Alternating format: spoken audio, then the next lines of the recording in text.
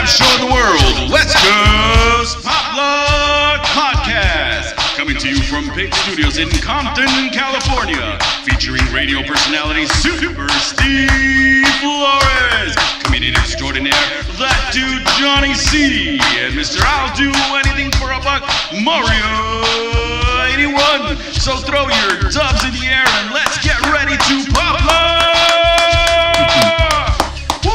It's the West Coast Pop Lock Podcast, the #1 live podcast every Tuesday night in the world.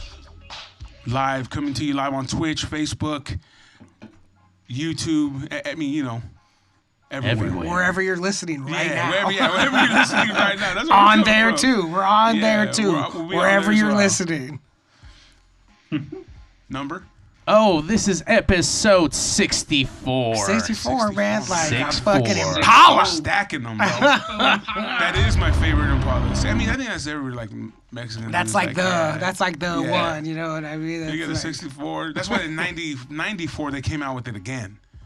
Chevy, they did the Impalas again, remember? Oh yeah. It was 94 when they came out with another one. Don't do that, Steve. No. But that's what they came out with, dude. I didn't say it was good. They knew. I didn't say it was the name, good. But no, that was an insult. You know, it definitely was a very big insult. Already we have Atlanta. Oh no, but yeah. Yep. ATL bench. ATL bench. Yeah, what's up, man? Live stream. What up, man? Nice to have you in here. Well, today we have a good friend of mine. There's so much to even go through. Just really quick.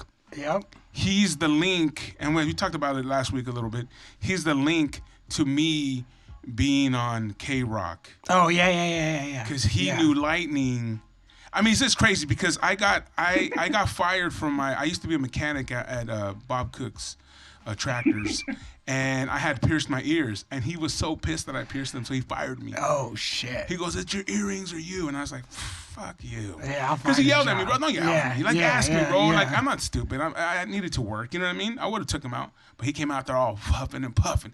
So I quit, and then I was just not doing anything. And Chuck's like, "Well, come work with me at this magazine. Cool, let's do it. Dirt Pilot." And I started helping out, like doing photos, doing this and that. And then RAD1 used to be the head dude and did everything at Dirt Pilot. He left to do some other stuff, let us take over. And then he knew Lightning. I don't know how he knew Lightning, how he met Lightning, and he'll go into it, I guess, if you like. And then we started hanging out with Lightning. Lightning met us, and then we started hanging out. It was like about a 2-year courtship. And then all of a sudden, bro, we got the call. Does he want to interview for Kevin and Bean? Hell yeah. The next day, and that's it. And he named me Super Steve. Yeah. He opened the doors and said, "Hey, I want to introduce you guys, Super Steve." I was like, "Oh, shit. That's pretty dope." That's pretty dope. Could have been stupid, Steve. It could have been stupid, Steve, bro. Could have been a lot of things. You know? Could have been stupid, Steve. Could have been a lot of things. And so RAD1 right here was the link. Was that drop, was that rock in the ocean that just made everything. Right, which puts us together, you know what I mean? Like, so he also, this is part of it. Right, yeah, absolutely. Everything. Yeah. Because we met because of that. And then Mario, we met. So, that was the beginning, my man. I think me getting fired and you knowing him and everything coming together, I want to thank RAD1. Woo! Thank you. The great-grandfather of the West Coast Pop Lock Podcast. For sure. Yeah. So we had a good couple of test runs. Yeah, and we did a couple podcasts with him. We recorded them. We never put it out there. It was him and his cousin Chuck, a good friend of mine. You know Chuck. Yeah. And we did like 3 hours of just talking about how he started, where he came from, because he's from Alabama, and how he even got into like the scenes that he got into. You know what I'm saying? Yeah. Like skateboarding, graffiti, hip hop, and then making the journey out here. What pushed him to come out here? So, if you want to touch on it really quick, Rad, so that you can give people a little origin story of yourself. Yeah, I'm RAD1 from Alabama. I don't know where you even want to start, because my life is, I'm a mixed bag of fruit. I'm the chameleon of sorts, I guess you could say. But yeah, I mean, being that this is the West Coast Pop Lock show, we'll try to stay on the whole hip hop music aspect of it all. And while I was in Alabama, I grew up in the woods, and I was technically going to the school in the city, Alabama School of Fine Arts. And in my class, I had these guys that were playing music. In our afternoon class, in our art class, we could play music. And I was probably listening to Devo or something. I have an extensive Devo collection of vinyl. But anyhow, I'm sitting there, and my artist friends that were in the class, they were playing this track, and I'm just like, okay. I walked over there, and I'm like, what in the world is this that you guys are playing? Oh, man. And now I got a technical difficulty. I got to change the battery because we're on here for an hour already.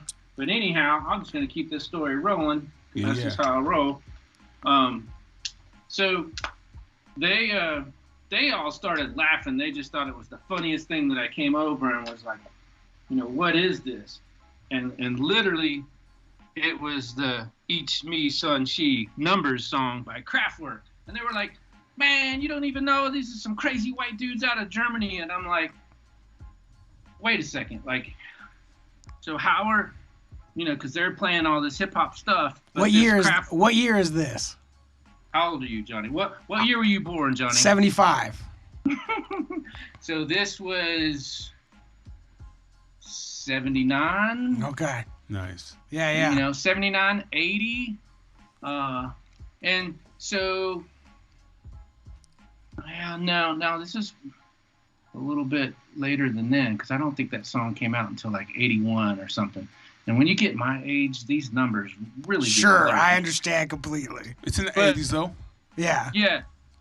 But anyhow, so they're playing this track, and I'm tripping out, and I'm like, yo, I need to hear more of this stuff because they were playing, and the music just kept going, and it would just mix into another song. Because, I'm listening to, like, regular records and regular radio, and they, play a song, pause, broadcast, blah, blah, blah, and then go into the next song. But these tapes they were playing, they just kept going, and I'm like, man, like, what in the world is all this?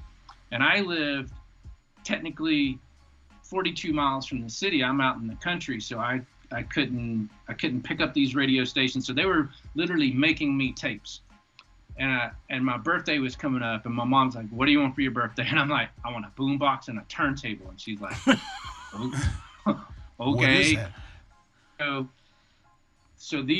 So I get my boombox and I get a turntable, and of course, like, I don't know what records to get. I'm playing the cassette tapes that they're playing me. And then, so I start going to this little record store in my hometown, and I just go in there and I put my boombox on the counter, and I'm like, what song is this? What song is this? And what song is this? And first of all, I'm playing hip hop, and they're looking at me like, what do you do? Like, what? Like, they don't even know what these songs are. And I keep asking them. Guys in the store are like tripping out because now I'm blasting some stuff that came from the city, and they're like, whoa. So the owner eventually just said, hey, look, you obviously are looking for something that I have no idea what you're looking for. Here's my weekly music order list from the big record labels, and I get my hands on this, and I start looking at it, and because I'm like going through every record in his record store, I'm looking at the hip hop section, I start recognizing these labels. So when I get this list, I start seeing those label brands. And okay, so first of all, the first piece of vinyl I ever purchased was a 12-inch. And I can't remember. I know it was on Def Jam, and I know it was Def Jam's like first recording.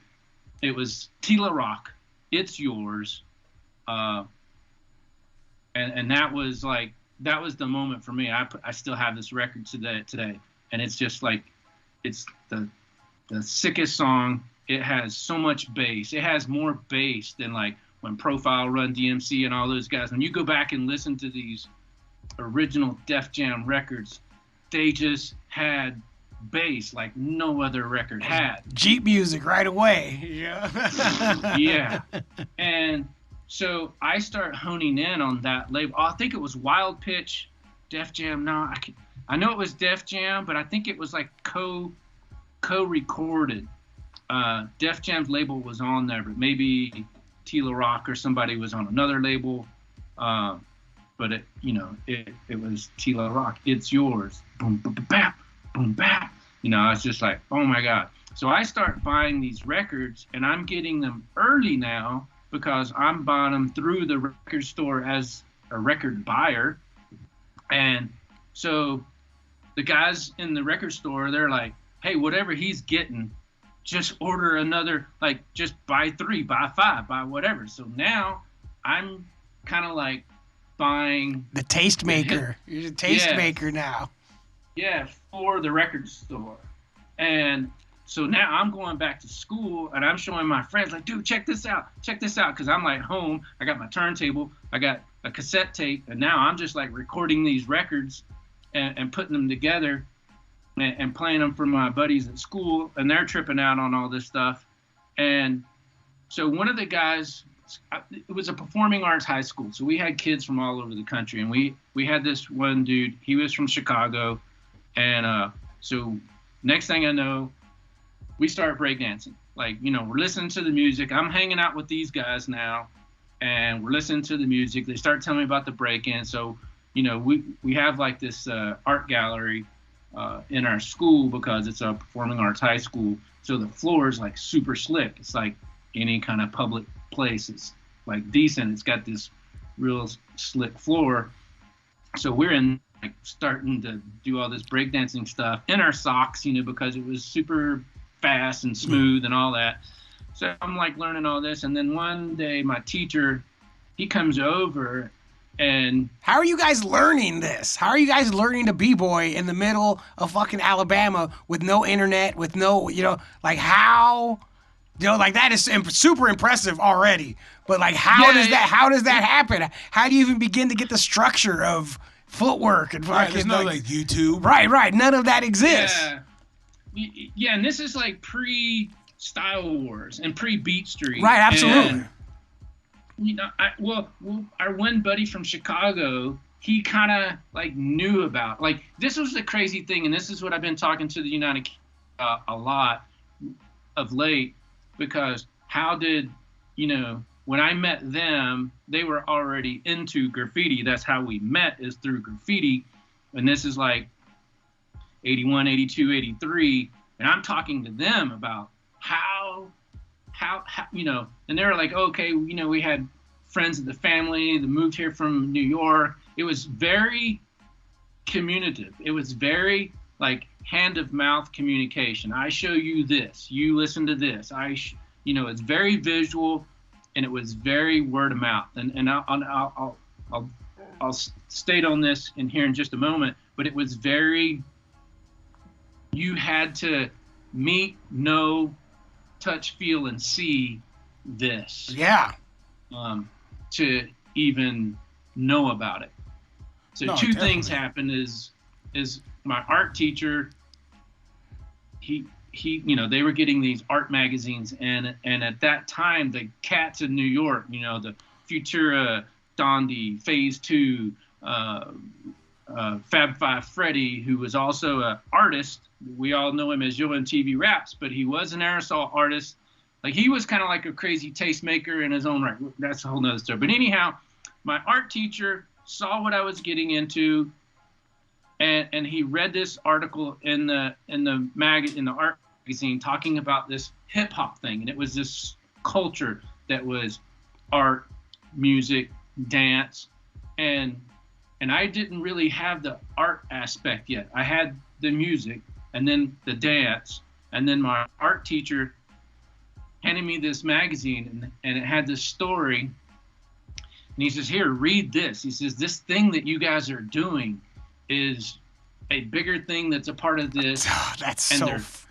And there's art involved. That's and there was so fucking like one cool. little bitty picture in there, and it was like a guy and he was standing next to a canvas on a wall, and I really think it was Fred Breathway, who is AKA Fab Five Freddy, and I never knew him as, well, Yo MTV Raps wasn't even out yet. No.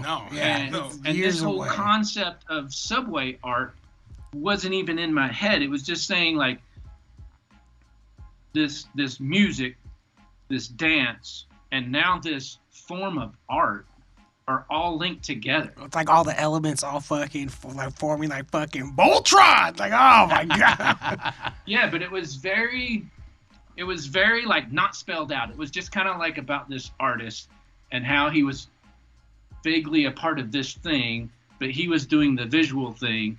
And so I didn't know what graffiti was. There was no definition of graffiti. And this representation of the photo of this guy standing next to this canvas in this art gallery, it wasn't fully a clipped visual concept. So aside from that, my classmates had cousins that also went to our school, but they were 2 years older than us. And when they graduated, they actually went to Atlanta College of Arts. And so LaDonna, I remember, her name, and she knew, as we're in school, we're like the young kids and they're the older classmates, and they saw what we were into and yada, yada, yada. So when she would come back to our school after her first year or whatever in college over there, and she's like, hey, that whole hip hop thing that you guys are into and stuff, we have a graffiti artist at our school. And I'm like, oh my God, like, you got to hit him up. Like, you got to like, so she came back the next time. I'm like, did you talk to him? Did you talk to him? She's like, yeah, no, he ain't wanting to talk. He didn't want to talk. Yeah. So I'm like, here's my link to this thing that like this guy doesn't want to talk to her. So, okay, fast forward, there went that. That was like, maybe 10th grade when, I'm hearing about this, getting this music and starting to do all this stuff. In the meantime, like I started at this same time in 10th grade. And what was happening is I started working at this, I was riding my motorcycle like in Alabama at this time. At 14 years old, you can have a motorcycle license. And so this one day I was driving home, and I was actually living with my uncle while I was going to the school in Birmingham because it was too far to drive back and forth to my house. He lived much closer to the school, so I'm living with him. I'm driving down the street. I see this bicycle shop, and I'm already into BMX. I'm not like that deep into it, but I'm like really into it. I'm already checking out the magazines and all this stuff. And I see this real BMX shop, and I'm like, ooh! I slide in. They're closed already, and I'm like, oh, tomorrow I'm coming by here, and I'm gonna be here before they close. I literally go by this bike shop every day after school, and I'm telling them I'm gonna work in this bike shop. And they're like, yeah, okay. And luckily in December, or coming up to December, they give me a call, and they're like, hey, are you serious about like wanting to come work here? And I'm like, yes.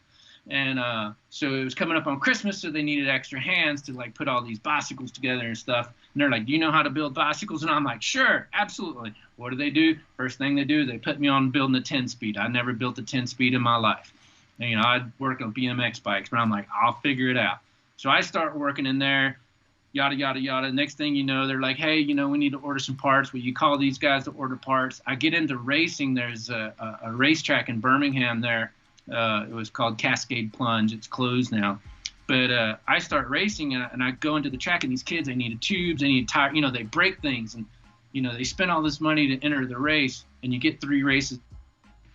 And if they break in the first or second race, they can't finish their day. They lose their money. They kind of lost out on their money. And I'm like telling the shop owners, I'm like, hey, man, you guys need to come out to the shop, out to the track, bring some tubes, bring some chains, bring spare parts that these kids need. And they're like, oh, they can just come on Monday. I'm like, but they need it right then, right there. And it's like, oh, well, they should have bought it in advance, and whatever. And I'm like, nah, get that, man. I'm And like, plus, kids, you expect kids to think that far ahead? Like, Yeah. children, teenagers are not thinking that Yeah. far ahead. I might need a chain. I might need a tube. Let me grab a couple. Like, no, man, they need you. Yeah. You were right. You were a visionary. yeah, you're doing barely good just to be there and have your bike there. And so they just kind of like, you can do it. So, and then they also let I'm me like, I quit. order. Yeah. I want to start my own business. I quit my business. Dude. So they said I could order parts to the distributor, and back then it was no wireless. It was like a phone cord. It was like from the front of the shop, and I'm like all the way back in the shop, like working on the bikes, and they're like, hey, yeah, we need to order this, and this, and I'm like, hey, if I can I place another order, but I'll pay you over here. You send these parts over here. Yeah. Would you guys do that for me? And they're like, yeah. And I'm like, okay. So I go to the track, and I'm like hitting dudes up, and they're asking, hey, can you get this? Can you get that? I'm like, I'll get you anything you want. You give me 50 down. I'll see you next week at the track. So I started slinging everything. Hell yeah. And I'm living with my uncle, but I'm having him send all the stuff to my mom's house. My dad's a truck driver. He's gone like 2 weeks at a time. And I, every once in a while I'll be I go home about every 2 weeks. And then one day my mom's like, hey, next weekend your dad's going to be home. You need to be here the same weekend he's here. And she's like, we got to sit down and have a discussion. And so I go there, and they sit me down, and they're like, these UPS guys is showing up. Your room is like stacked to the roof in boxes. What's going on? Are you into drugs? Are you selling drugs? You buying drugs? You selling drugs? What's in all these boxes?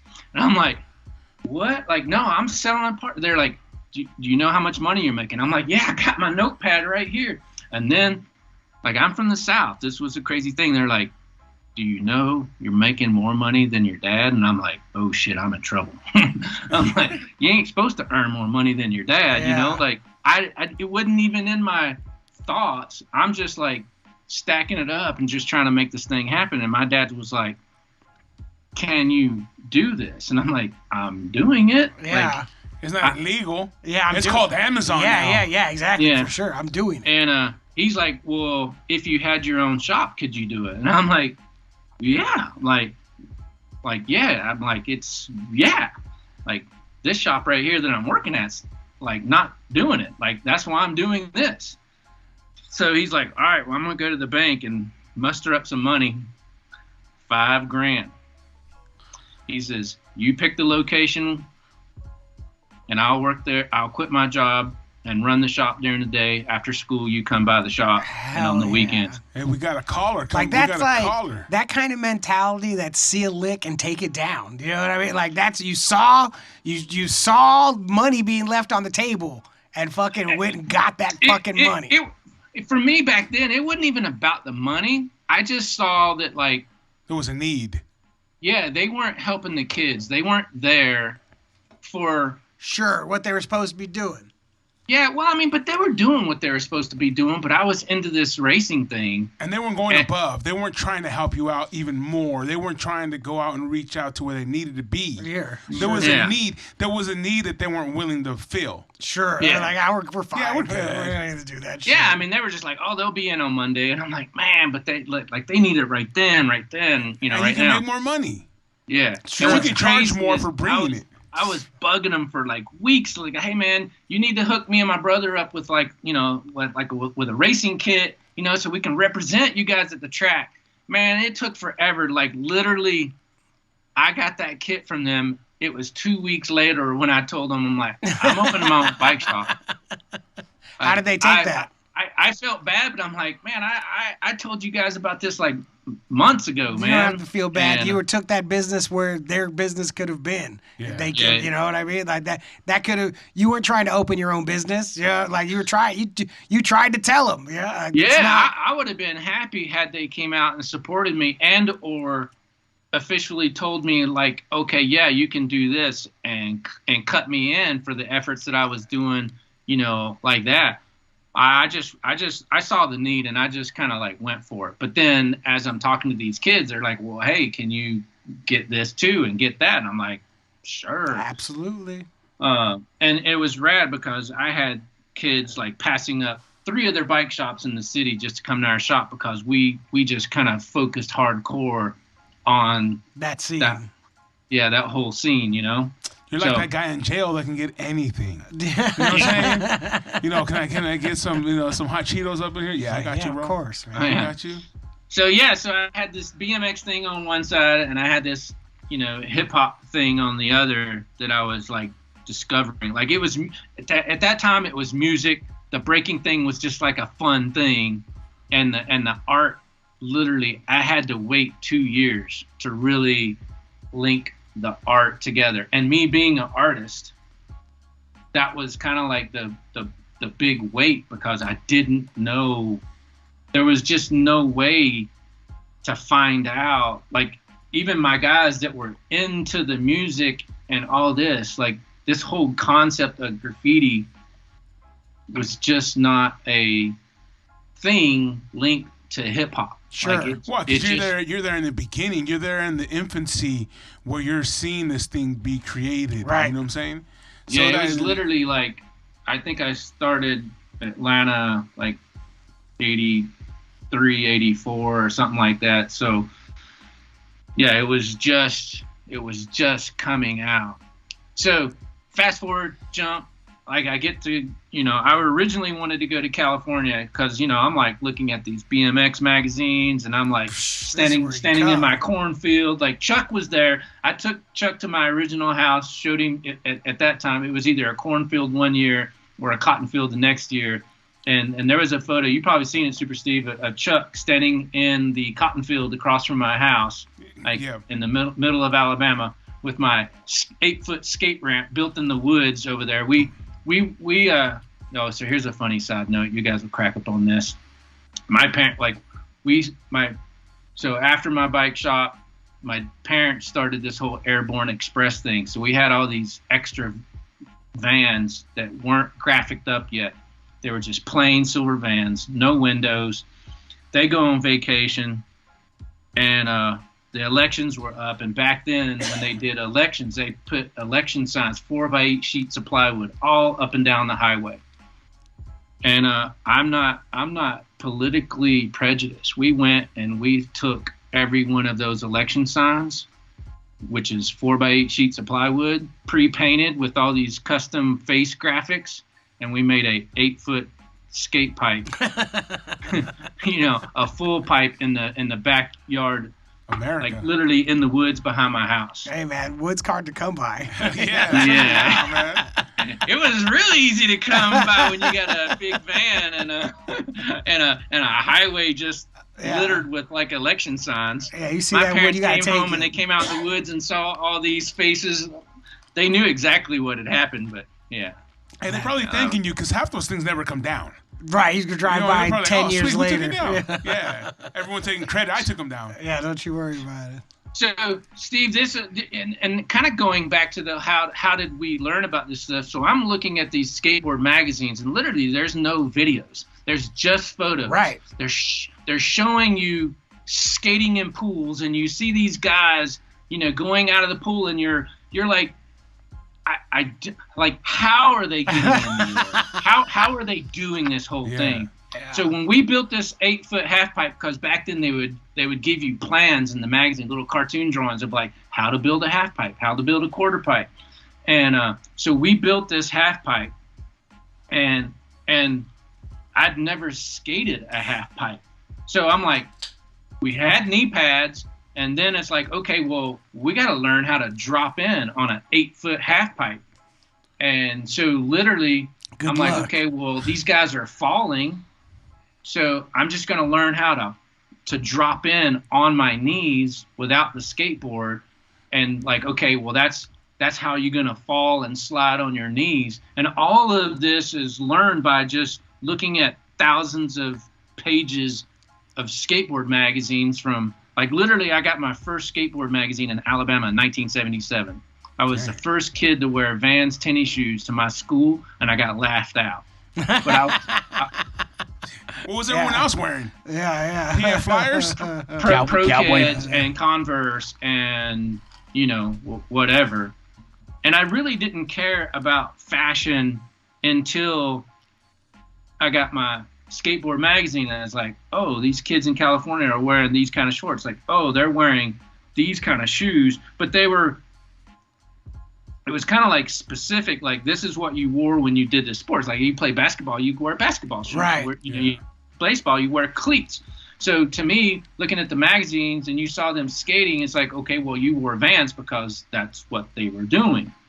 So anyhow, I got laughed at. But I'm like, I'm looking at where I live. I'm looking at this magazine. They're laughing at me. And I was like, I do not care because I belong to this thing that's much bigger than you guys don't even have a clue of what it even is. You guys don't know shit about skating, man. Get out of here.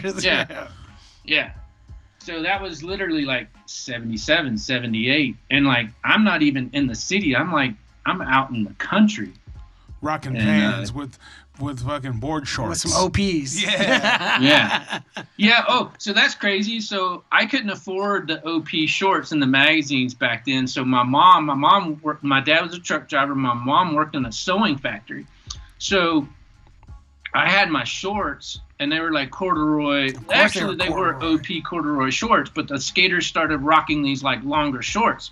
So I just had my mom like take these different materials and I'd have like an extension of paisley on my left and I'd put an extension of stripes on the other one. So I just had her make my OP shorts like longer but with mixed fabrics. Like they did not match.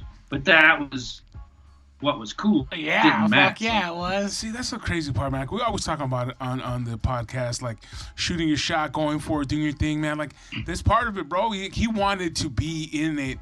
He wanted to have that California feel, that California vibe. He just brought it to himself. He brought it home. Do it, He's like, hey, you guys don't even get it. You guys don't understand what's going on. It's like, I don't even understand it completely, but I know that this is cool. Like, I belong there. Yeah. Hey, you guys are lucky that I'm bringing this to you. It's so crazy. My friend Danica, who we had in on the show, she's also from Alabama, and she moved out here to do, and she felt the exact same way about California, where she was like, I belong there. Like, I don't know how I wound up being born here, but I belong there. And she came. I knew that there is where I needed to be. So that was the whole thing. I wanted to go to school in California. My parents were like, man, that is just way too far to let you go right out of the gate.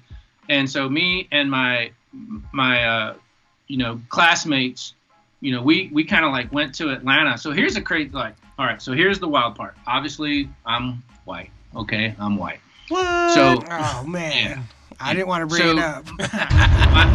my classmates were black guys, and so my dad, like, born and raised right there in Alabama.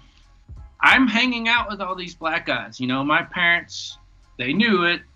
When it got time for me to go to college, me and David Manuel, who's like blood brothers forever, like he's still in Atlanta, but anyhow. David became my roommate, and my parents were like, my dad especially he was questioning me, and I'm like, Dad, it's like either I'm going to hang out with these druggy kids or whatever that I don't know, but I trust this dude right here. And I'm like, you going to have to trust this dude right here because this is the guy I trust. Like, you trust me? Yeah. Okay, then you got to trust him because this is going to be my roommate going to the school in Atlanta. Like, me and him, we done spent 4 years together. We're going to this city that we don't know anybody or anything. So this is my brother. This is who's going to be my roommate. But it was crazy. It was rad. So that's what happened. I couldn't go to California. So we all went to Atlanta. It was me, my man David, and Tyrone. The three of us, we were all classmates together. We go to Atlanta College of Arts together. Land right there in Midtown. So, true fact, RuPaul was a classmate at the Atlanta College of Arts and Crafts. When I first saw him, I didn't know who he was.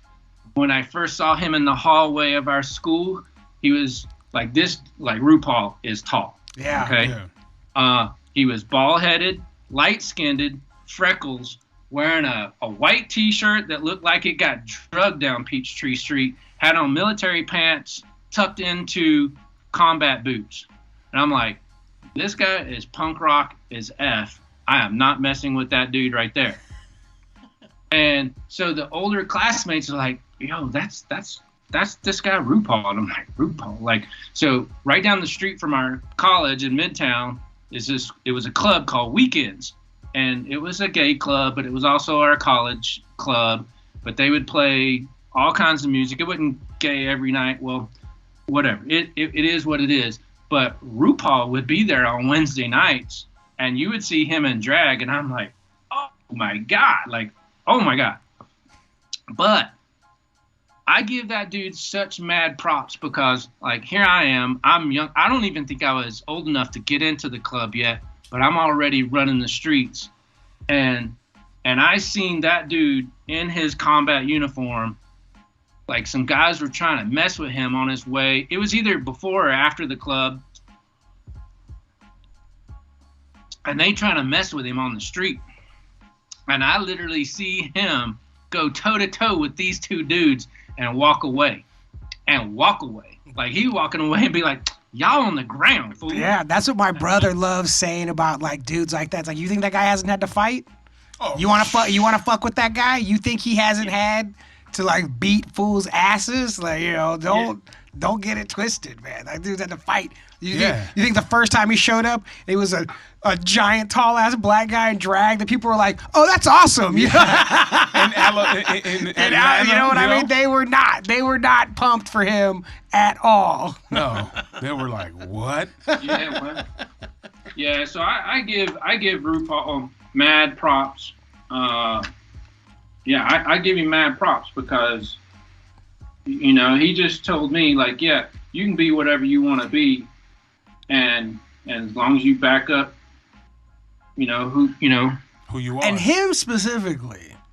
Look, there was no drag queens on fucking television. No. Do you know what I mean? I know or like a competition. Like this was like nah, and drug it was like no. We're doing this. Like came with the song first, the supermodel, and fucking was like we're doing this whether you like it or not. Like we're out and. Fucking good for him. Hey, in a space, created a space for himself. There was no space to step into to be like, oh, he's the drag queen on TV. But I think that's the time when spaces were being created. You know what I'm saying? Yeah. Sure. Hip hop, skating. Oh, absolutely. And that's the crazy part that the kids now, and I hate to say stuff like this, like kids, but the younger generations now that, you know, they don't realize like we've been through this. We were there when it was being created. Sure.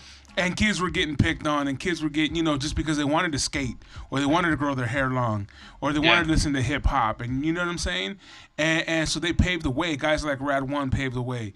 I mean, like Nina right here, DCV crew, a good homie of mine. Those guys, I remember those guys doing graffiti in school. And they would do like stuff and like, oh, can you do my name? And okay, I do your name. Oh, look at you! Like you do my book, I'll do yours. Yeah, okay. or just people hitting them up like, hey, can you throw like, you know, I like this chick, can you do a name for me? Oh shit! Yeah, get her name done up with a little like graffiti heart and shit, like, and you seen it evolve and become what it is, you know. And then now they're doing like Beyond the Streets. Now there's guys are selling like that is. Crazy Let me just. shit. That is a very underrated gift to get for not for a chick, for if you're like whoever you're into, like getting them art, especially commissioned art made for them. That is a move that fucking is that isn't used as much as it should be. It's crazy, man. I just got a gift I bought a house, and as a housewarming gift, my friend gave me a velvet sleeve stack. Hell yeah. Portrait of a sleeve stack. velvet sleeve stack. Yeah, a portrait of a sleeve stack. And if you guys know, if you don't, look it up. But I was like, because I had mentioned there's one at Alex's Bar in Long Beach. Yeah. And people always try, I mean, I don't know if they really try to steal them, but they always talk about stealing the velvets there. And I had mentioned it, and she remembered, and she didn't say nothing. That's a great housewarming gift. Dude, and it just showed up. And I was like, holy shit, bro, this is fucking rad. That is a spectacular It was housewarming badass. So I just got to find out where to put it. You know what I mean? It has to have like that spot. Sure, but, spot. But art is amazing, man. I like to collect art from a lot of my friends that do it. Even people that I see on Instagram, I buy the art and I put it up. I enjoy art, man, because I've always wanted to be an artist and see these people. And for me, the art that I enjoy the most is the kind that where they start nowhere. You know what I'm saying? Not like copying someone's shit, but like when you can just out of thin air, just like, oh, I'm gonna do this character, and you're like, whoa, where did that come from? Yeah. You know what I'm saying? From the depths. Yeah. Super. So you, when did you start writing Rad, and how did you get your name, or where did you get it from? Like, you know. So in the hallway, while RuPaul was going around the corner the other way in the photo department, this other dude, his name was Chris, aka Julio, and so LaDonna, who like now I'm classmates again with her, or schoolmates with her, because she's in the upper, she's getting ready to graduate, but she's like pointing him out. She's like, yeah, that's the dude right there. Go over and talk to him. I go over and I hit him up, and I'm like, hey man, I understand you're in the graffiti, whatever. He's like, yeah, no, I don't know what you're talking about. I'm Hell like, come on, yeah. man. That's the right answer, though. Yeah. That's the right answer. You know what I mean? Yeah. That's the right fucking answer. Yeah. And so he's like, and I keep grilling him, and he's like, yeah, okay, whatever. He's like, well, what do you even write? And I'm like, what do you mean, what do you write? What do you mean, write? What are you talking about? He's like, what's your tag? Like, what do you write? I'm like, well, I don't know. I don't know about this, but you got to tell me about this. Like, what? Oh, that's so Tell good. me what I got to do in this. And he's like, have you done anything on the wall? Like, what do you write? And I'm like, oh, he's like, you got to have a name. And I'm like, oh my God. So I go back to my, dorm, and I'm like, who am I? Like, Oh, yeah.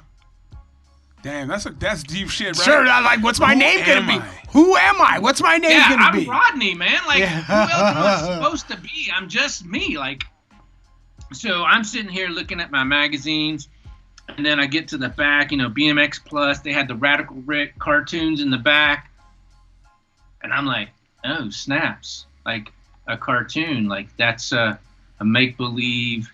It's kind of like a superhero.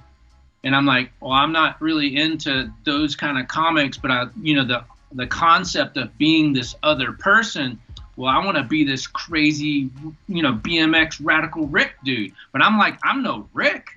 So it's like, Radical's way freaking long. So I'm like, Rad, like 3 letters. It's short for Radical. And I'm like, and I'm no Rick. So I'm not writing Rick. So I'm going to write Rad. And so the guy's like, you got to do something on the wall. And I'm like, okay. So I buy a can of fluorescent orange, a can of fluorescent green, and I bought a can of black. And literally, the Atlanta College of Arts is at the High Museum of Art. And it was right when the Peachtree subway station, which stopped. It's the art center station technically, and it literally was the stop at our college. So from my dorm, 100 yards, I could be on the train system. But just down the block there was an on-ramp that they were just getting ready to open to get on the I-85 freeway that runs through Atlanta. And I'm like, oh, okay, like here's a secluded place. I had all this barrier stuff up. They're getting ready to open it up. I heard it on the news, like, oh, they're opening the Art Center Lenox, on-ramp to the I-85 freeway, on Monday, blah, blah, blah. And I'm like, oh, dang, I got to get down there. So I did, for my first piece, which I don't even have a photo of, it was 2 palm trees, because I was in the airbrushing and stuff back then. 2 palm trees and Rad. And your mind was in Cali. Yeah. Huh? Your mind was in Cali. That's why you hit the palm trees. That's right.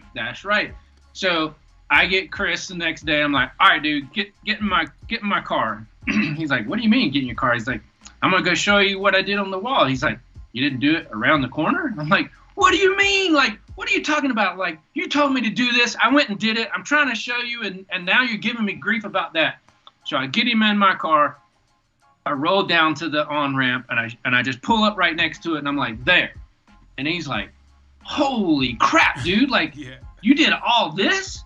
I'm like, oh my God, did I do it wrong? Like, is it too big? Like, what's wrong? Like, tell me what's wrong. Like, what did I do wrong? I did exactly what you told me to do. And now you're like, and he's like, no, dude. He's like, I did not expect you to go off like this.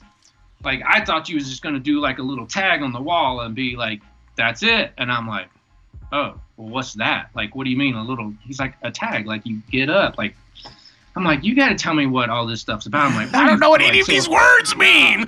I've been Yeah. Like, so originally he's from Brazil, but he went to school in New York. And I guess this little graffiti thing kind of got him in some heat. So he came down to Atlanta to get away from the heat. And here I am. right into the over here. kitchen. Right, and that's Yeah, why this get- fool's like, I don't do graffiti. I don't know who you are, Yeah. what you're talking about. So this fool's thinking people from New York are, like looking for him down. Like, nah, that ain't And me. not only that, but Rad doesn't even start off with like a little piece, like a little name. No, he Man, went it's and like, did a piece. Yeah, he didn't know. Well, he's looking for information. He didn't know. He went and did like, graffiti. He didn't just tag. He went and did the whole. He like graduated and then like skipped steps. yeah. And like, fuck, here it is, and that's why you. That's what you do, right? That's what you do. Murals. Yeah. So he started showing me like, oh, okay, cool. Like, you did this. It's a mini piece. Like, here's a throw up. Here's a piece. And he's doing all this. So I'm like, oh, okay. And he's like, the whole idea is to kind of get your name up around the city so people know who you are. And I'm like, okay, I kind of get it. I kind of get it. So, I'm art school, so I got like markers galore, and I got a skateboard, and Peachtree Street, which is the main street through Atlanta, I'm like, I'm going to own this street. Like, it was my nightly thing to like, Destruction. I love it. yeah. Just, I would go all the way to downtown, all the way up to Buckhead. Like, Peachtree Street was mine. And just nightly roll either on the skateboard. I started out on the skateboard a lot, just all around my school there. When I started tiptoeing downtown, now you got to remember the Atlanta child murders were just coming off the heat of like 81. And I'm there like 83, 84. So nighttime, downtown, that place was desolate. I mean, you'd see bums or hoodlums. And me. And the white kid on the skateboard tag. Yeah, if you might see some like punk rockers or something, but even then I'm on the other side. Like I'm avoiding anything that's coming at me or near me. I'm just automatically going to the shadows. I'm going away. I'm just like I ain't even trying to be within reach, even with a 50-yard stick. Sure. Because I know I'm out of my element. I know I'm out of place. I know I'm on the outside of it all, but I'm trying to do this thing, and so I'm just trying to avoid any and all conflict, because that's just going to get in the way of A, I got to go to school tomorrow, and B, I got to get up tonight. So that's how it all started. So let's get to the United Kings part, because this for me is like one of the most craziest stories. Me and Julio, which he changed his name to Pest because he was like always into changing his names, and I'm like, man, I'm just Rad and I'm writing Rad, and that's all. I can't come up with another name. I did come up with one other name, but that was like 20 years later. But anyhow, so me and him, we're painting. And basically Atlanta, if you look at the freeways, it's north and south and east and west from downtown. And I'm like, basically, we're running the north side. Oh, so from the Art Center station, when it leaves out of the Art Center station, this is the BART. This is the public transit, which it had just opened. Like, it was running downtown and all this, but it hadn't gone out this far yet, which we're in Midtown. So it hadn't even encompassed all of Atlanta yet. So I heard that the Art Center station was going to be opening at a certain time or whatever. And when the subway came out from the Art Center station, it went out into the open over the freeway, and then over the other port, like there's like all these freeways in Atlanta, and it came out over this freeway, and there's another freeway, and the subway came out and over those freeways, and then it went along this big, massive wall on its way up to Buckhead. And I'm looking at that wall, and I'm like, that is a massive, big wall. And so for my first big piece, I think I literally spent 3 nights going back to back to get this piece up on this wall, because I knew that way, like, they're going to have to let it go. They're not going to stop the subway just because of this piece of art on the wall. And so I timed it just right to when the first subway passengers that came out of that tunnel for the very first time, they got to see this piece. So it's kind of like, holy crap, like everything that you want from a public transit, and then all the stuff that you don't want. I'm like making sure that the timing is just right to, like, you know, get that thing out there. So anyhow, we paint that, and then through, I think, like Dr. Dax, he knows about this stuff happening, and we'll talk about Dr. Dax in a minute. But anyhow, there's this mattress factory in downtown Atlanta, and they started doing these art shows in the mattress factory, this crazy performing art stuff back in the day. And anyhow, they asked us if we would paint on the outside of the factory to let people know that this art show is kind of coming, and just kind of, you know, do whatever you guys want to do. And this mattress factory, it's like a 4 or 5 story building, and on the outside, they had this chute that goes down, and it was like a 3-story chute, and apparently they were sliding the mattresses from one floor down to the other floor. So my man Pest, you know, he's got like rope, you know, rappelling ropes, and we're gonna like paint this. I'm not technically painting, because now I'm kind of like his new young apprentice kind of thing. I'm like technically looking out for him, because we're literally painting in downtown Atlanta on the east side of where the subway goes out from and starts to go out to, you know, Eastwick, the east side of Atlanta. So I'm standing down there looking. The subway, you can literally see from the top of this building. And I just remember like looking at this train coming by, and I just see these like guys in the window, and they're just like up to the window like this. And I'm like looking at them, and they're looking at us, and I'm going, holy crap, those dudes are looking at us, and they're like paying way more attention to us than I was comfortable with. So Martin Luther King Station is like with earshot and eye shot of the mattress factory. And I just remember seeing those guys get off the train. Now they're going down the stairs. Now they're coming down the train belong the mattress factory. And I'm like, hey, Chris, these guys are coming down the tracks. Like, hey, Chris, these guys are running down the tracks. Hey, Chris, these guys are getting closer. And we're up on like a 2nd or 3rd story building, and these guys are down the bottom, like, and I couldn't really tell, like, they weren't mad at us. And that was my biggest fear, is like, these guys are going to kick our butts. Like, I was just like, we're not supposed to be doing this. I mean, we had permission, but in the mind of it all, you're not supposed to be doing it, sure, especially in broad daylight. This is the first time I'm painting in broad daylight. I'm like, this is crazy. Like, this is sketchier than anything I've ever done.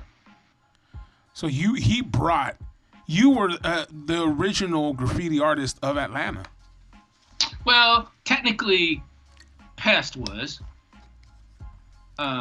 Yeah, I give him mad credit. He was. Well, yeah, I mean, he's the one that brought it there. But you're like, you know what I'm saying? Like you and him, because you're the one out there, you know, owning the streets. You're doing your first piece is a huge, you know, mural. Like, so, you know what I mean? Right. Yeah. But these guys, you know, through the conversation, I'm like, all right, cool. These guys, they're like, hey, you guys are spray painting. Like, we spray paint too. And I'm like, whoa, like what? Like, oh my God, like, this is crazy. Like, hey, Pest, like, these guys are painting too. So next thing you know, we're like, all right, hey, you guys come around here, come up, like, we get them up there with us. And it's like and I think it was 3 or 4 of them. I can't remember. That's what was crazy too. Like, you know, there was like 3 or 4 of them, and I'm like, all right, I'm not ready. You know, I don't know how this is supposed to go. Chris hasn't given me the complete rule book of how to engage with these with strangers. Yeah. Stranger danger. He wouldn't engage with you. Remember that? He was not engaging with you. Right. Exactly. Right. So I'm like, but I'm like, hey, dude, these are guys that are spray paint. Like, hey, like Chris ain't the only one. There's more to be learned here. Yeah. And see, Chris. Okay, so Chris, he wasn't like a hip hop dude. I mean, he was wearing Pumas. He was wearing denim jeans. He had an Army bomber jacket, but he was listening to like Husker Du and and like other like really eclectic and Brazil. Like I still have my Brazilian samba whistle. Like that's the dopest whistle for any party. Hell yeah. Like he gave that to me, but he wasn't like. Well, and what's crazy is like here I'm listening to all this hip hop, and here's Chris turning me on to Liquid, like the whole. Like I'm like, wait a second, they like that song's already out. He's like, no. They played this record and rapped over it. And I'm like, oh my God, like so he was turning me on to this very New York educated music that what was the foundational tools for hip hop. You know, because hip hop wasn't really hip hop yet. They were just taking these beats and pieces and putting their structure over the top of it. So Mario, you're gonna have to like go on YouTube and look up Liquid. Yeah. Like when you play the Liquid and you hear what I'm talking about, you're like, holy crap! Like verbatim, beat for beat. Yeah. Anyhow, so I meet these guys, and I immediately see that they are hip hop. Like rocking all like green Lee twill jeans with green Pumas, green La Tigra shirt with a green Kangol. The other one's rocking baby blue. The other one's rocking burgundy. And I'm like, these guys are hip hop. This is who I need to be hanging out with. But I'm like, I don't know these guys, but I know I need to hang out with them. Yeah. It wasn't 5 minutes. I mean, it felt like 5 minutes, but it felt like an eternity. But like, it wasn't. It had to have been like maybe the next night, the next weekend, I don't know. But all I remember is going to their house. Oh, yeah. There you go. Yeah. That's it. Foundations. Lines. That's like white lines, right? White lines. Right? And all it is the Liquid record. It's Liquid. Thank you for turning us on to that. Yeah, like for me, shit. you know I'm gonna listen to that. Gavrin, 1982. I like that. Yeah. So anyhow, I'm in I want to say Eastwick. I forget the name of the. Okay, I hate to say the word projects, but it was apartments, but it was on the east side of Atlanta. Government apartments. Yeah. Yeah, but anyhow, I'm like hanging, like I'm in these dudes' house. They put me. This is when like TVs had like 4 feet and was the size of a bed, and like I'm in their house. Their mom's in there, their sisters, and they just take me and they like put me down in front of the TV, and they're like, "You need to see this," and they hit play. And what's crazy is when they hit play on the VHS cassette, the words that were coming out of the TV, all the guys around me were singing and saying the same thing. It was Star Wars. Hell yeah. Nice.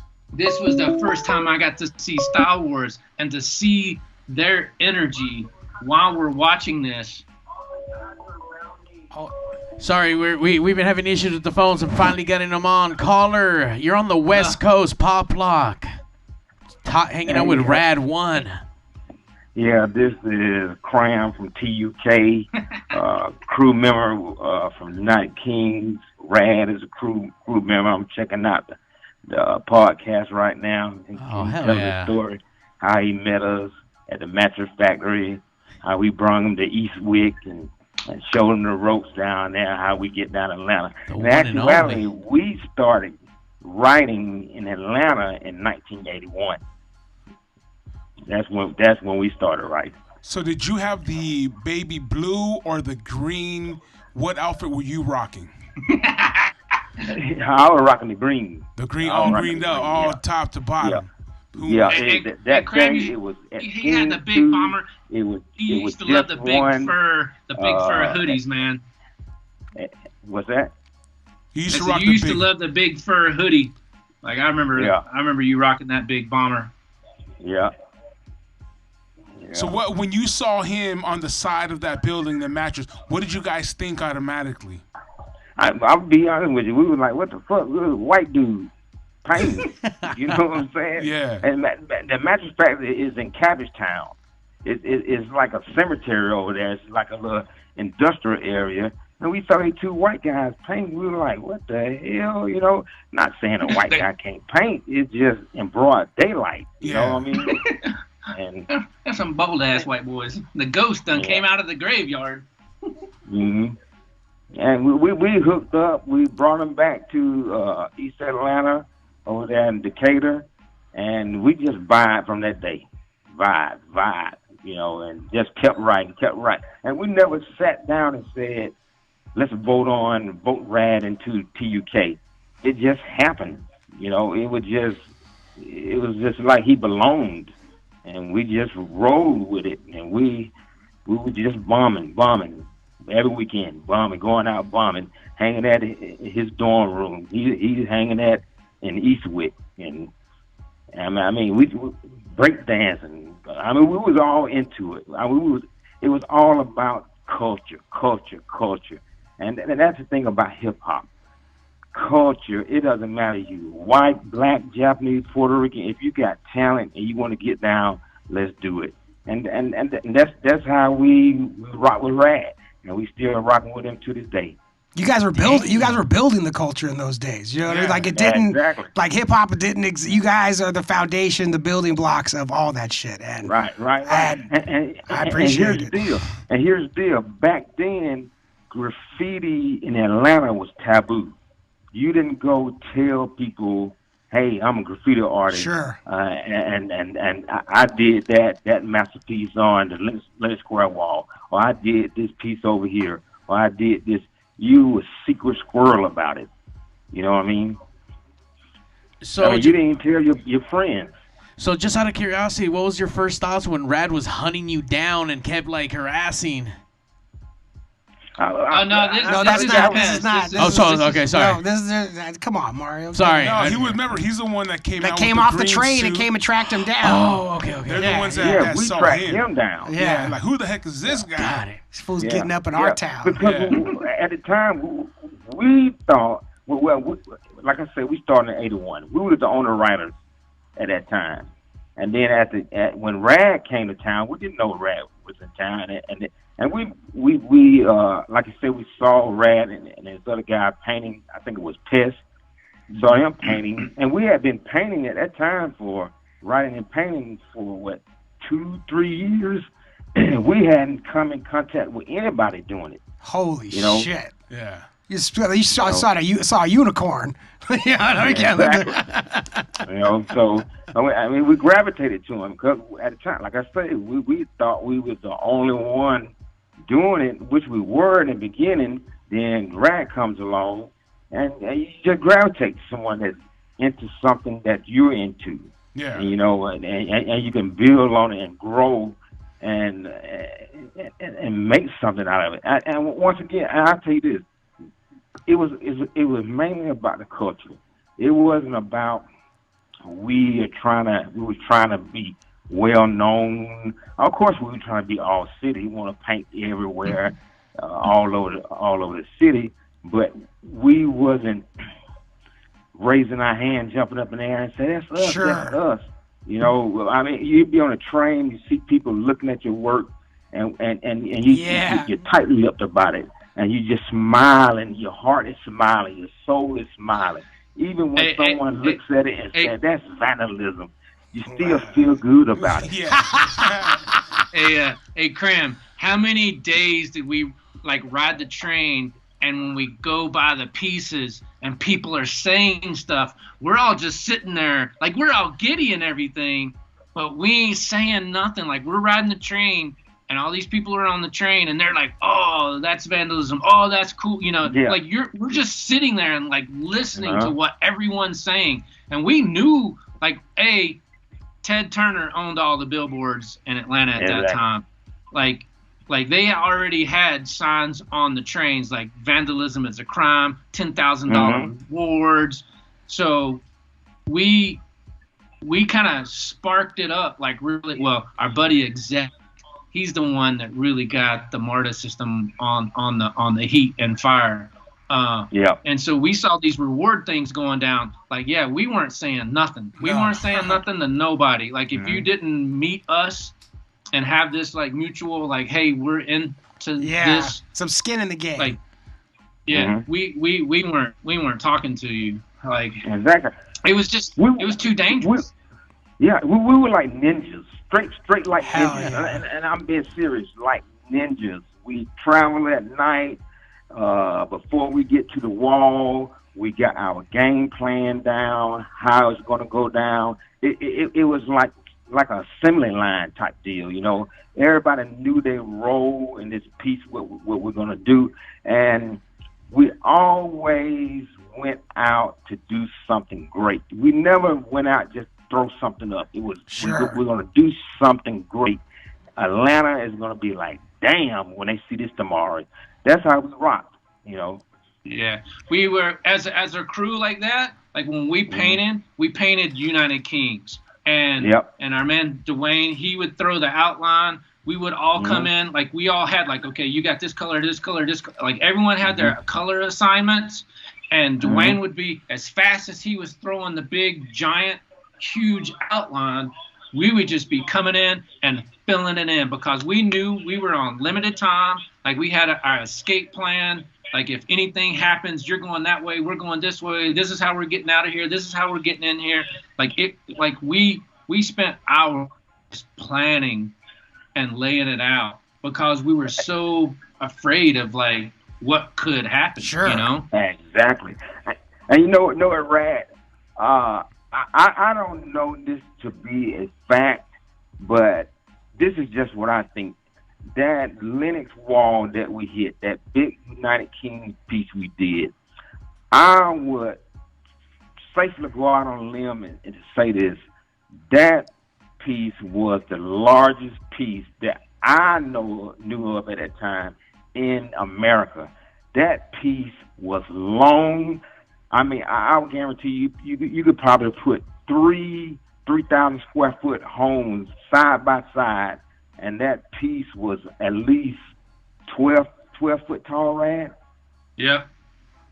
Yeah, because Dwayne, we literally had a pallet that he was having the wall had these 20-foot sections, and Dwayne was had to have a pallet to get the top portion of the outline on there, and then easily over 120 feet long. Like, it was super long. Like, it was, but you know, we all knew that in order for this thing to have impact, because the train was on the other side of the freeway or above the freeway, or it came to the wall, but in order to have that big, like, New York impact like we saw in Star Wars, we're like, this piece has to be as big as a train itself. Yeah. So and that's where it's like, all right, like, we just worked our butts off, and we literally, when we walked off that wall in the morning, I think the sun was, like, coming up. By the time we got up to Peachtree Street, the sun was coming up, and we're like, all right, we got to change clothes, we got to do this, we got to do that, we got to be out of here. Okay, so you guys are in Atlanta, and the city, as the general population, is not ready for what you guys are laying on. The out doing damage, putting up giant pieces, and just being vandals. You know, just doing the good shit. How long before the police department gets involved with you guys? How long before they're looking for you guys? Well, there was this one particular night we got a little brave. Our man Doug DeLoach, he wanted to do a newspaper story about us, and he's totally, like, from the arts kind of perspective. So he's writing for this art newspaper. It literally took like I didn't even talk to him right out of the gate. Like that's a whole nother story in itself. Like it took a while for him to get in touch with us and actually get us to talk to him. But anyhow, we scope out this spot downtown. Like, all right, we did that side of Atlanta, the upper side. So now we want to do something closer to downtown. And I found this wall that was like right off the freeway. And because the exit was so fast off the freeway, it's really hard for someone to like slow down and get in, because the way this exit came off, there's a parking lot right there, and I wanted that wall that was on the back of that parking lot. So to do this wall, it was going to be super sketchy. And so we're all down there doing this piece. And I just remember, like, if anyone rolls up into the parking lot at 2 a.m., it ain't going to be good. Sure. And sure enough, all I remember was seeing this car come into the parking lot, and I see the headlights go across the wall as I'm painting. The headlights are going across, but then this additional light comes out, and it's just on me, and it's moving slow, and I'm like, oh.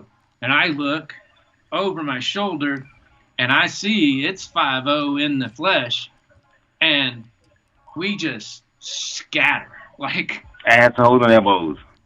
Yeah, it was just like, they can't chase all of us. Anyone. Yeah. And I literally, my escape plan was I was going to run down the on-ramp. I ran onto the freeway, ran down the freeway, or up the freeway. It was like right by Georgia Tech and Spelman or Morehouse. And so I get off on the next exit, and now I'm between, like in Atlanta, there's these like big streets or like one-way streets, and they're like 5 lanes wide. And I think it was me and Tack. We're run like, so we get out, we're up on that street, and we're just kind of like walking up the street, and then I hear Georgia Tech police. I hear police coming from the other street over there. I hear cop cars like, oh man, the word is out. We have been spotted, which is the first time we've ever been spotted. Yep. And 5-0 is unleashing everything. Like, you just hear all the sirens from everywhere. They've been looking for you guys. You know what I mean? They've been looking for you guys. Right. You remember that night, that same night, Fernando with his Esteem 2, he jumped in a taxi. We didn't know where he was. That's funny. Jumped into a taxi. Drive. When you get in the taxi, drive. Yeah. Let's go. I've seen the movies. Drive. I mean, hey, I can't, like, someone in our crew was smart enough to be like, hey, taxi, get me out of here, far. Yeah. But all I know, that was the first night that I ever laid underneath a kudzu bush for an hour and a half, hour and 45 minutes, just waiting for it to come. Like, so literally, Tack and I, like, we're walking up a one-way street because, you know, like, hey, if you're going to be walking, you want to be walking against whatever traffic. So we see the cops coming down the street. We're just walking. We're just like, all right, we got to play it cool. Like, got to play it cool. What's wrong with a white kid and a black kid walking down a major street? It's America. So we're cruising down. We see the cops. We see them start to kind of slow down. We're like, oh, we're spotted.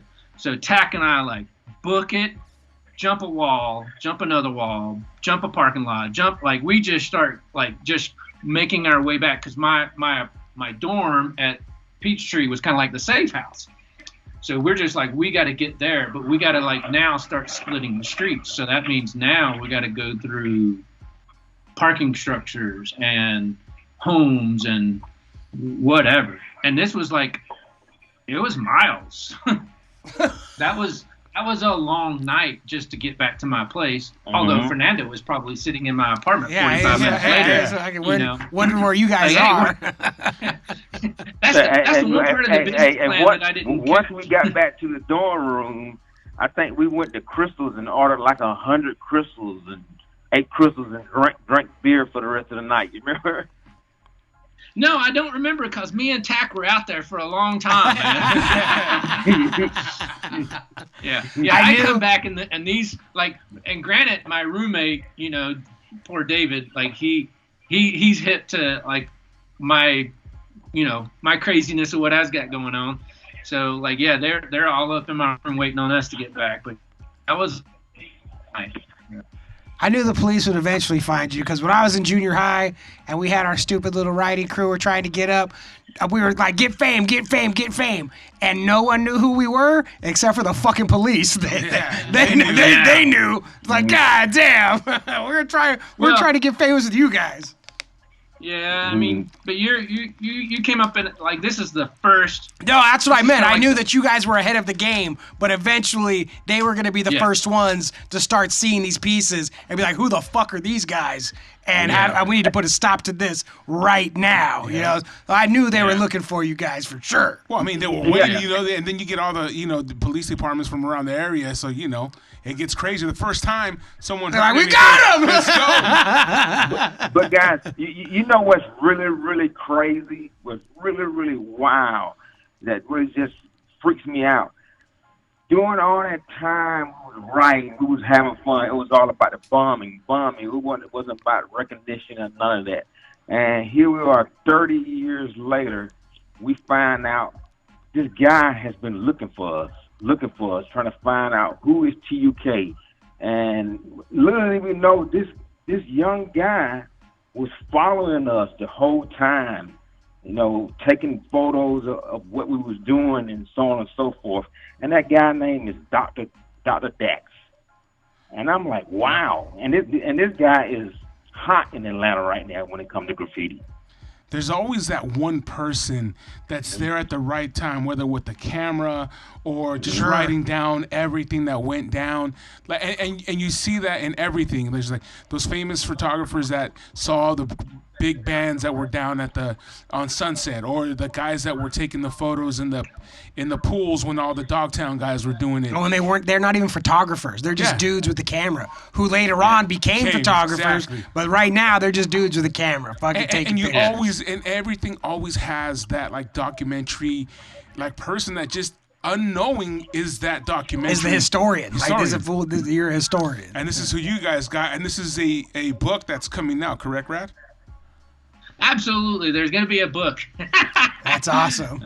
The United Kings of Atlanta. So I'm working on it. We're going to be working on it. That's pretty fucking cool. You know what I mean? Dr. Dax has been a high encouragement of like, he's like, I want to read this as a book. And I'm like, okay, I guess I need to work on that.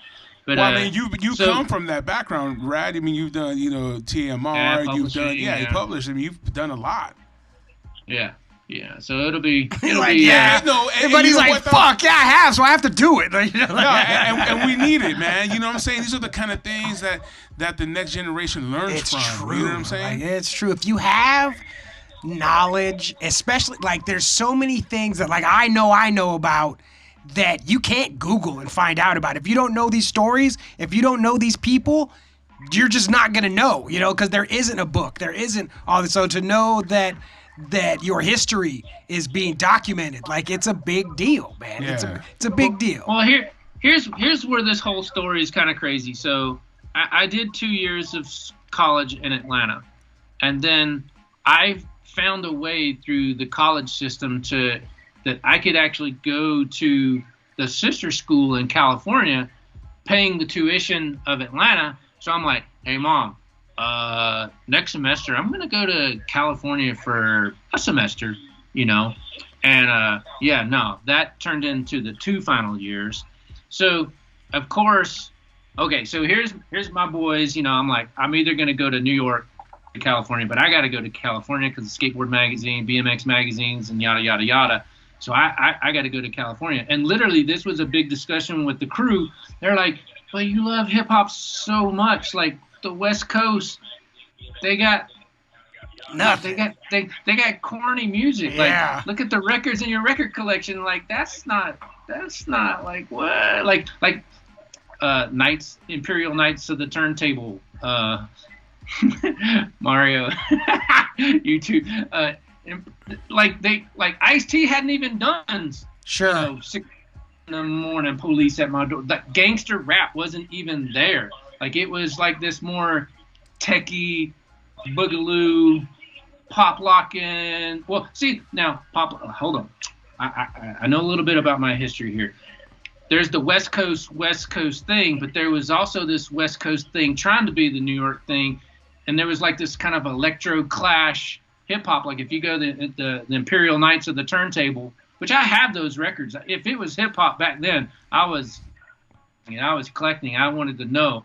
And what was coming out of California at that time, it wasn't New York hip hop. Sure. And I don't hold that against them, but it just wasn't what we were trying to do. And that was a really big concern. But I was like, but I'm into all this other stuff. Like, I have all the records. I'll go there and show them records. Sure. So I start school at the California College of Arts, College and Broadway, right there where Berkeley, Oakland, and Piedmont all meet at. There's a copy center on the corner of my school. I have this big portfolio, and it's got like graffiti all over it. And I'm getting some stuff copied off for my school. I go in there with my portfolio. Kid behind the counter, he's like, "You write?" And I'm like, "Yeah, but you." He's like, "What do you write?" So I'm doing the pest to him, but I'm asking like, "Hey, who's this Chaos dude all over town here?" And he's like, "Oh, I know him, but yeah, we don't talk to him." I'm like, "Well, I need to go find this dude." And so he's like, "Well, we know where he lives." And so him and a couple of his buddies, they're like, "Oh yeah, we're in the writing and stuff," and they're just getting into it. They're high school kids. I'm in my 3rd year of college, and these are high school, but they know where this guy Chaos lives, and he's in Berkeley, and they literally drive me. I get in their car, they drive me to his house, and all I remember is as I'm getting my foot out the door, they start to drive off. They're like, "Yeah, we don't mess with Django. Like, peace." And they're like, "Just go down to the inn, and his door will be on the right." Don't mention our names. Yeah, we Don't tell bring him. you. So I go rolling up to dude's door, knocking on the door, like, "Hey, Chaos," and door opens up. Dude sitting over here on the table, dude sitting over here at the table, dude sitting over here on the table, other sitting over here, and here I am. "Hey guys, who's Chaos up in here?" Like, I'm new in town. Yeah. yeah, I just moved here from Atlanta. I'm from Rad, you know. And they're like, show, like what? Like, is this FB? Is this a bust? What is this? Like I can imagine like what was going through their heads, but I'm like, I'm so down for this. Like, I see this Chaos dude everywhere. I need to know this guy. So, lo and behold, Chaos is my man Django, who's like my other brother for life now, and he's got this crew called West Coast Untouchables. And basically, while all the cats down in LA were like West Coast, you know, because there's the WC crew from LA, we did a tour down there, and Django was like, "Hey man, LA is not just the West Coast. Like, we have the Bay Area. We're West Coast too." So Django's like, "Well, we're gonna make a crew West Coast Untouchables." Because it's like LA's down here and we're way up there, so we're kind of untouchable.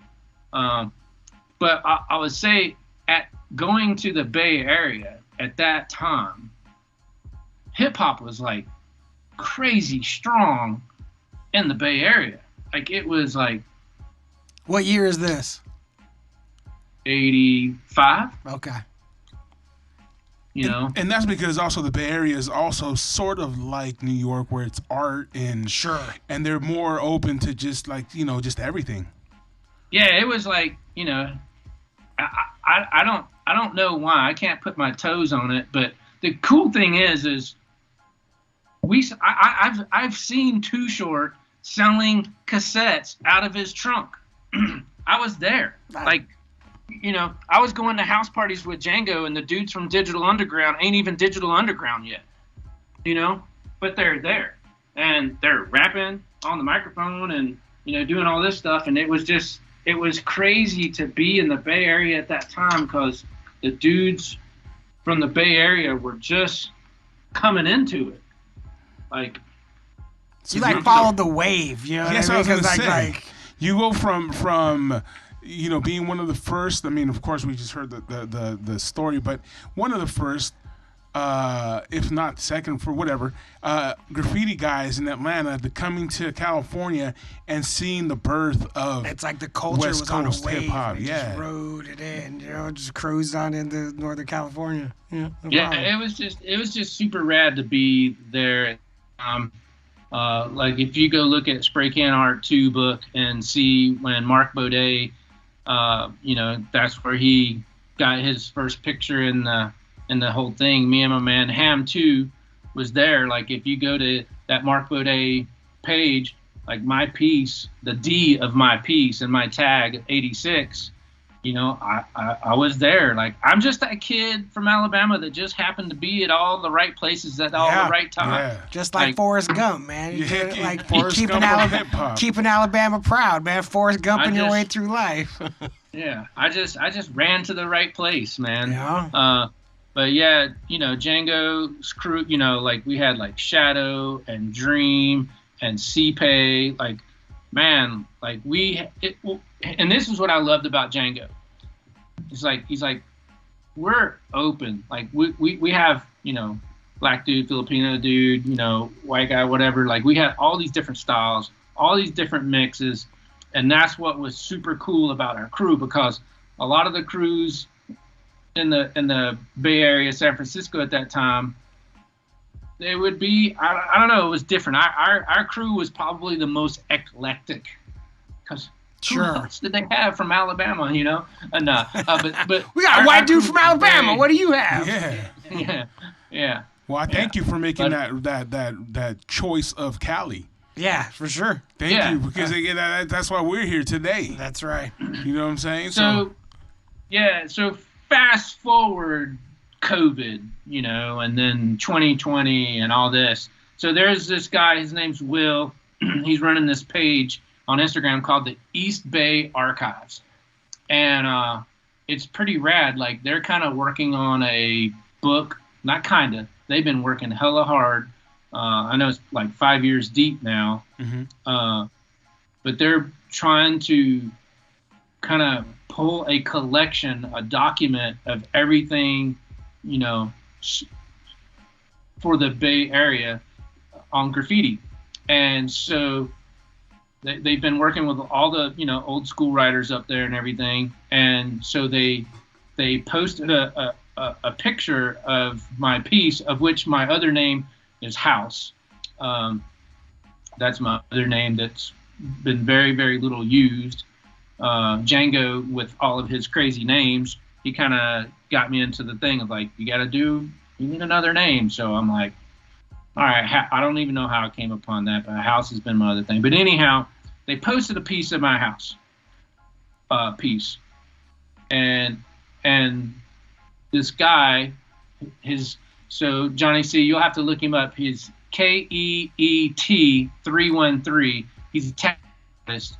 I don't know where he's from, but he was on that page, and he saw the piece. Okay, so East Bay Archives. So they did this post. They said, you know, Rad, originally from Atlanta, you know, also in the Bay Area, blah, blah, blah. And, you know, thank you, Will, because this is a pivotal thing at this whole thing. So Ket sees this like, hey, dude from Atlanta. And he's like looking, you know, like, hey, we're talking about writers from like 85, 86, but he's from Atlanta. So he had to have been there 83, 84. So he pushes this over to his buddy, Doc Axe, and says like, hey, you know, this may be of interest to you. So thank you, Ket. Like, man, I don't even know. Like, thank you, but thank you. So Dax hits me up, and I think he was talking to me on the DM, but I saw his comments in the message. I'm like answering him in the message. I didn't see his DM. And I think 3 hours later, I'm like, oh, crap, I didn't see his DM. And I'm like, okay, that's like 10 o'clock my time, which I was in California. So it's like it was 11 o'clock Dax's time. And he's like, hey, would you be interested in talking? Like, we've been looking for you for like 30-something years. And I'm like, holy crap. Like, all right, cool. Like, I'm like, ATL, that will be my graffiti birth. And so I got to represent. This dude's trying to reach out. And I'm like, all right, here's my number. Call me tomorrow. And he hits me up and he's like, hey, dude, not for nothing. If you're up for it, can we talk tonight? He's like, I've been waiting 30 years to talk to you. And I'll call you right now. I'm like, blast. Like, hit me because, it's COVID. What else am I doing? I'm hanging out in my garage, twiddling my thumbs, looking at all this crap, So Dax hits me up, 11:30 at night. He and I get off that phone conversation at 4:30 in the morning, my time. Holy shit! So, like, I'm like flabbergasted and blown away. Through this conversation, he's telling me like he moved to Atlanta when he was like 14. He saw a piece of mine. He showed me a photo of my piece that I didn't even have a photo of. And I'm like freaking out because this is the one piece that I did on the, okay, the writers that influenced me were Futura and Phase 2. Rest in peace, Phase 2. Those were the guys that really influenced me out of the gate.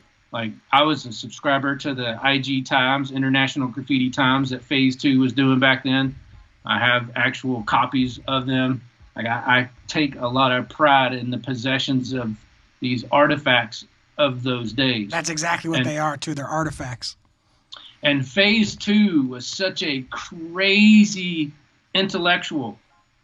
Like, so he spoke to me on many, many levels. And so I like Phase 2 for his methodology and his letter structure style, which was like bizarre. And I love Futura for his abstract. Well, I love Futura for his colorism and abstractness and, going outside of the lines. And I like Phase 2 for his inside the lines. Sure. So, yeah. So anyhow, of which, while I was in Atlanta, so here's the crazy. Met African Bambaataa in Atlanta in '83. Okay? Like, I met Phase 2 in Atlanta. I met Phase 2 Part and Sharp at the Faygold Gallery. Well, actually, we all did. The whole United Kings crew. Like, we met these pivotal people at this early stage. Like, I actually, okay, so do you guys know who Basquiat is, the famous artist? Yeah.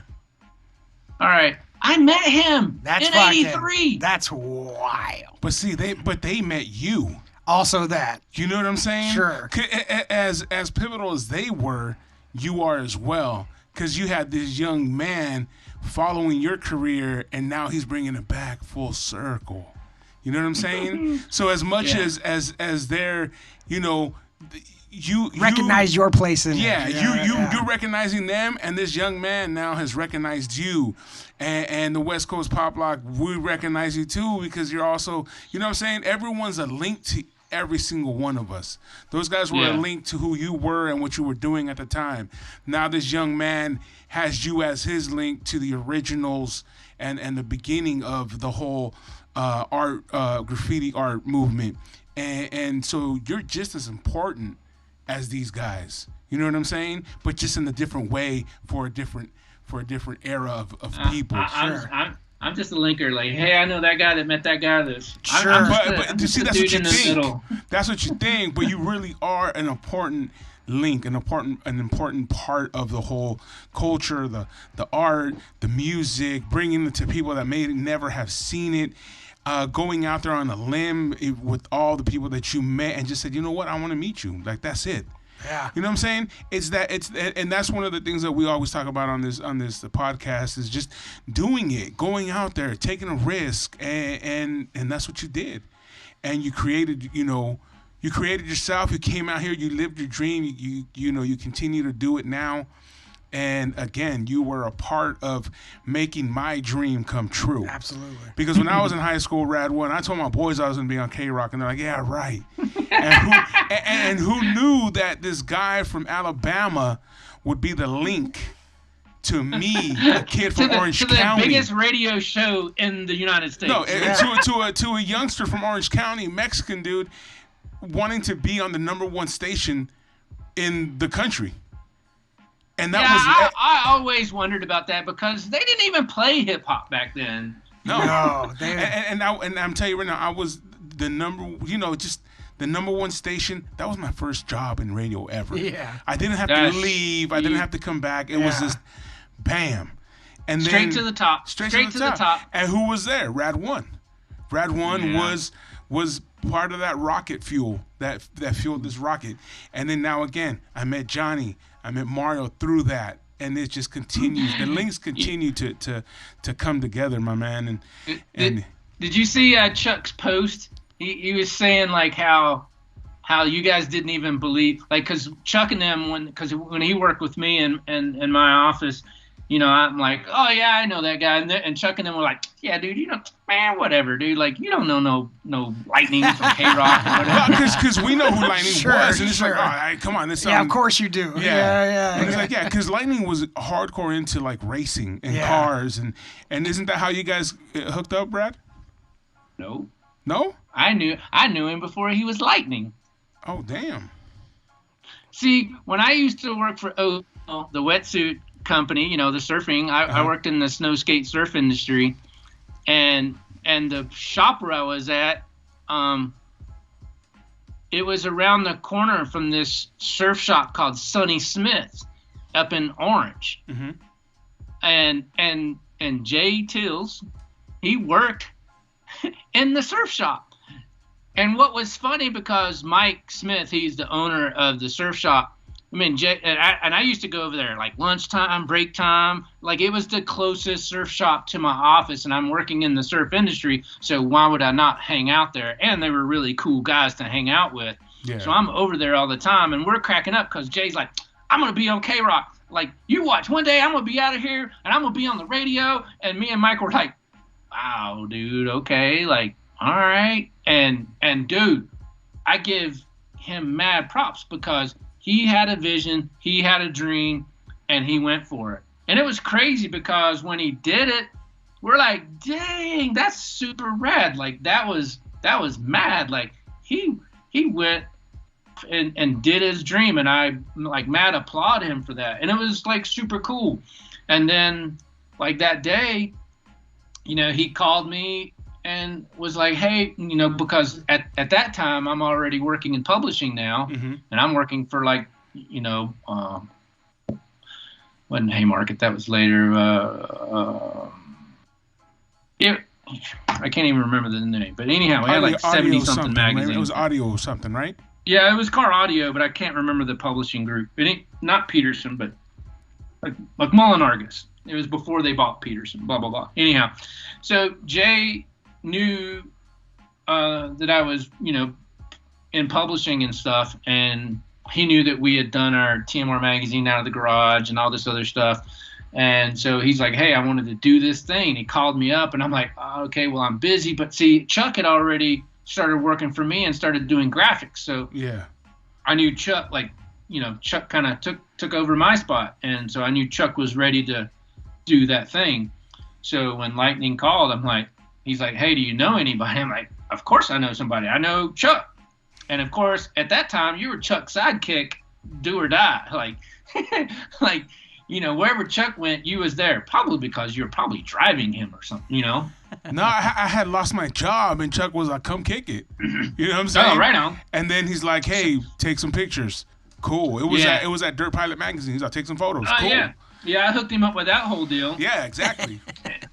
So it was just like, hey, let's that's roll. what we do. We look after the family, right? Yeah, That's I was a carpool companion at the time. Yeah. So anyhow, you got, because Steve asked, because Chuck, I think, knew that you wanted to get in radio. Yeah. Like, he knew. So when I told Chuck, and then I remember Chuck called me back, and he's like, "Hey, dude, can Super Steve come?" He's like, "Yeah, I think it's been his dream to, like, get in the radio." And I'm like, "Sure, like, why not? Like, it's my buddy Jay, like." Yeah. And you were hella funny back then, so it's like Back then. Yeah, hella funny. Back then. I've lost. You were Super Steve. You were Super Steve before you were even Super Steve, dude. Like, Yeah, so that anyhow, was Jay. I remember That you was all coming Jay. down with Chuck and meeting Jay, and then it was just like this crazy spitball of like, hey, how we're doing? It was like any of our meetings. It was like, all right, cool. What all can we do? And sure enough, it just kind of like sparked from there. And then I remember it was gonna be Cali Mag, and then I was gonna do the segment in there called Cali's Best. And that was gonna be I was gonna be the character for that segment. Sure. And yeah, it turned into Super Steve K-Rock, man. Way better. Yeah. Hey, dude. Fuck yeah. So tell like, do you tell people, like, do people remember who you were on the radio show back then? Like, Super Steve. Oh yeah. I mean, people that listen to K-Rock. I just had my niece and my nephews in there, like, talking to people at work. Oh my, Super Steve? Yeah, it's my cousin. People like that. I mean, there's a lot of people still in LA. And like I said, that's how I met Mario. He hit me up years ago and asked me to come out and do his podcast. He's like, this guy's not gonna do it. And like you said, like, oh, so that's how you guys met. Yeah, because he was like, oh, this guy's not going to do my podcast, but here, I'll try. Come and do, because he's a fan of K-Rock. And I was like, yeah, dude, where's it at? And I came out, dude, and it was a blast. I never say no to anything like that, because you got to remember, where you were and who gave you opportunities and who opened doors for you and who said yes to you. So you got to remember the yeses that you received. So when someone asks you, give that yes right back. Give some yeses out there. Give some yeses up, man. There's enough no's out there. You know what I mean? Dude, I just remember hearing you on the radio for the first time, and I was just like dying. Like, it was so awesome that a buddy that I've seen at our family functions, hung out with, you were a fixture within the family. Yeah. Of the family that I was married into. It was just crazy. And your relationship to Anthony, and all that. I'm like, wow, this is just so crazy. But then to, like, hear you on professional radio in the morning, like, from the field, reporting from the field with Kevin and Bean, that was just freaking massive. It was just like, that's my man, Super Steve. Oh my God. Like, I was so stoked for you. Like, I'm gonna cry right now. I was so giddy that you did it. Man. That was just like, and it was, and look at all this. This is just awesome. No, and like I said, you're a part of that. Just like, and it keeps going, man. Just like the graffiti in Atlanta, these people looking for you, and now it's happening to me. And then, with the West Coast Pop Lock, we're trying to make this thing blow up as well. You know what I'm saying? And get that second run. And we always bring anyone and everyone of our friends have been on here. Anyone that we can, that we can push and help. We always bring them on here. We always hope that people that are listening out there are listening and getting inspiration. And that's the one thing to me that I just want people to realize, that dreams come true, man, and and we can help each other's dreams come true as well. Yeah. There we go. Caller, you're on the West Coast. Yo, what's up? Nothing. We're granting dreams here. What's your dream, West Coaster? Yo, this is Fear, man. I just wanted to say what's up to my old school homeboy RAD1. Hell yeah. What's up, Fear? DCV in the house. Hell yeah. What's happening, man? And I can't believe you know Steve, and Steve, you know Rad. That's crazy, bro. Dude, and it goes with family and shit. Like, I've known Rad for a long time. He's the one, like I said, that link to K-Rock for me. And then Fear, for me, we went to high school together, and he's a guy that people would ask, oh, can you do this name for me? Can you do this girl's name for me? Can you put this on my book? Can you put this on my bag or my backpack? My what's it called? My jean jacket. Throw my name up on here, Because they were the guys that were doing it. that's the first time I ever saw it. Was him and Dove, and you know they were doing like for me. The Dove first did a towel for when I played football. They used to call me Mother, and he put Mother on there, graffitied up, like it'd say your mother. That's how it started. I would say your mother on it, so the other team would see that shit, like your mother, fool, to get him pissed. And that was Dove, and that was Fear, man. And it's crazy though, right? Fear, like you know, RAD1, man. I've known this guy forever, and it's just like it's crazy how it all just comes. Hell yeah. You know. Yeah. When Rad came out to Orange County, we all linked up at the Huntington Beach walls, and we all started painting together. And I painted with him like in 1991, 92. Like Rad every used weekend. To take me, we used to go over to Rad's apartment, and I think Rad was the first person that showed me and Dove the Star Wars, because he had a copy of it on VHS. Hell yeah. Yeah, man, and that. Dude, So I yeah, don't definitely, even remember man. that. Rad That's one so in the crazy. place. Good to see you. Yeah. Thank you, And we man. painted Yeah, hell Belmont yeah. together. That was fun. We're gonna have you on here soon, bro. We're gonna have you on here really soon. Yeah, you guys Oh. need to get Fear because he's Heck like yeah. super OG, like right there, man. Yeah, he's an OG from out here from Orange County. Hell yeah. Not only that though, man, he was in a hip hop group. They've been in a band. And just all kinds of cool stuff, man. Fear for real, doing it for real, and still continue to do it. And Yeah, he's killing it. I'm stalking him on Instagram. I'm all jealous because he's like painting and getting up and staying busy, and I'm like, yeah, that's my man Fear, and I love his letter style. Oh my God, his letter style is so Thank you, abstractively brother. And he cryptic, does, and the colors, like I don't know. Fear's got his own style, 100% genuine, and that's what I've always loved about Fear's style. And he's always doing like live art on females. So they come in and they do the live body art. Oh, that's cool. So you know, yeah. So he does that. And Yeah, man. doing the Girls Gone Graph. There and you go, stuff. Girls Gone Graph, and then he does Yeah. art shows, and he has big pieces out there, man. Yeah, heck yeah, we're gonna have to have you in for sure real soon. I most definitely come through, bro. You know what time it is. And, Hell yeah. man, good to see you, Rad, man. What's that? Say it again. I was saying, man, hey, good to see you, bro, and love hearing the history, bro. I don't even think I knew all that about the Atlanta. I knew the Bay Area stuff, but I didn't know all the Atlanta history. Yeah.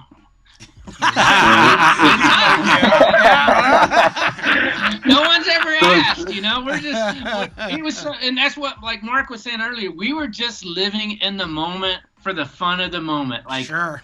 it's like when you see people that you like it ain't like oh, where did you come from? Oh, what you do it. It's like, hey, you down to paint? Let's paint. All right, cool. I like your style. You like your style? Like we just loved it and lived it in the moment.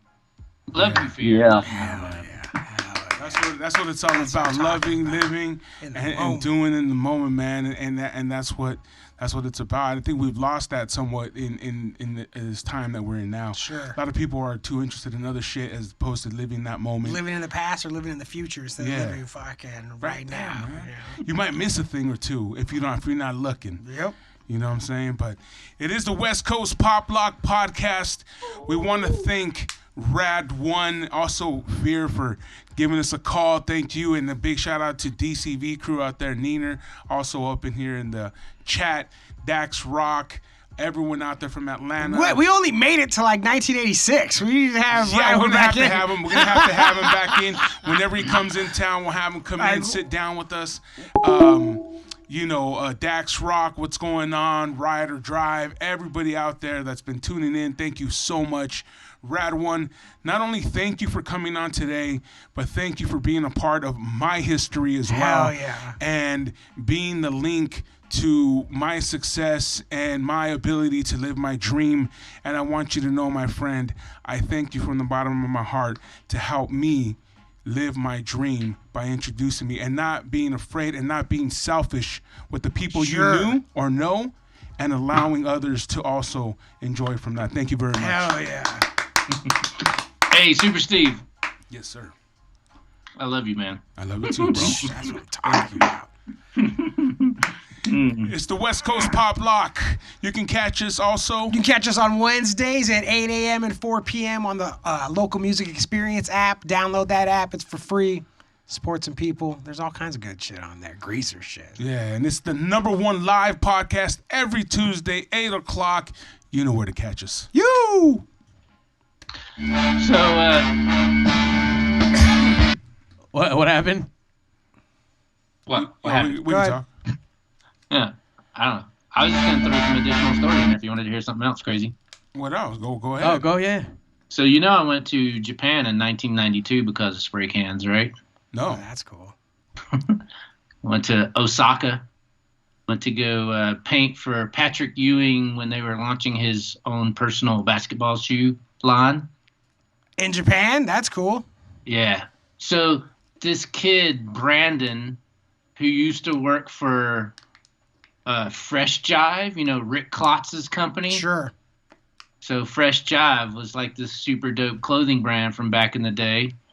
And this kid, Brandon, was like the Orange County sales rep. He scored this deal, and he's like, do you have a passport? I'm like, no, I don't have a passport. He's like, well, you got to go get a passport. He's like, I'm taking you to Japan. We're going to paint this gig in Japan. So my first, like, this is 1992, and like in 2 weeks, I'm going to Japan. Never been to Japan. And yeah, so Brandon was this like crazy club kid, didn't know what a clock was, supposed to be at the airport 2 hours in advance, because this was back when it was an international flight, so you just needed to be there 2 hours in advance for an international, not because of all this new stuff. But back then, international flights, they wanted you in early, check you in and all this. So we're supposed to catch a flight going to Osaka, not Tokyo. And here comes Brandon. He's loaded to the airport. He's got these big bags, like clothes, just all, like not even in the bags. This guy was a train wreck, but everybody loved him somehow. And I'm going to Japan, so I don't care. We missed the first flight, and we're like, but we got to be there on time. And they're like, well, the only way you're going to get there is you got to fly to Tokyo and then just catch a train to Osaka. Dang. We had no idea that that's basically saying, oh, you're going to fly to New York to be in San Francisco. Whoa. We're like, whoa. We had no idea. We get to the train station in Tokyo, and you know the movie in The Matrix where there's like all these like layers of stuff? This train station was like 70 layers of trains just going in every direction. And these students, they're in their uniforms in Japan, like this is 92, man, 1992. And so these kids were hearing our conversation. And back then it's like if they wanted to speak to Westerners so that way they could like test out their language. Sure. It was really, Yeah. it was the thing to like be able to speak English. So they're like, never met Westerners, but they like, we want to test out our English. So they started talking to us and they find out. And then we tell them that like, we got to catch this train and we got to get to Osaka.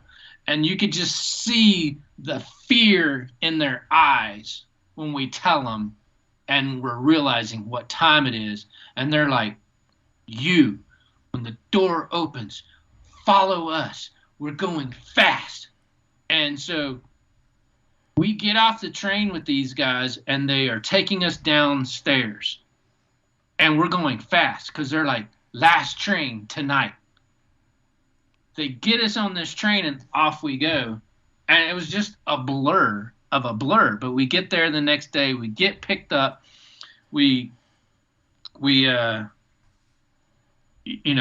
to go get spray paint. So we're going to every hardware store in Osaka to buy spray paint. I'm like, caps. They don't have like caps. They got these like fan caps and stuff. So we do there, but we paint these backdrops and stuff for this whole deal. And yeah, it was just like, all right, cool. I went to Japan in '92 because of stupid spray cans, man. I'm like, how silly bonkers is that? That's wild. Well, You know? I'll tell you that I made it on K-Rock because of silly cans. Yeah. So thank you once again, RAD1. Thank you, Rad. West Coast, man. Thank you very much. And we'll definitely have you in when you come out here to the West Side. Yeah. All right, gentlemen. Thank you. The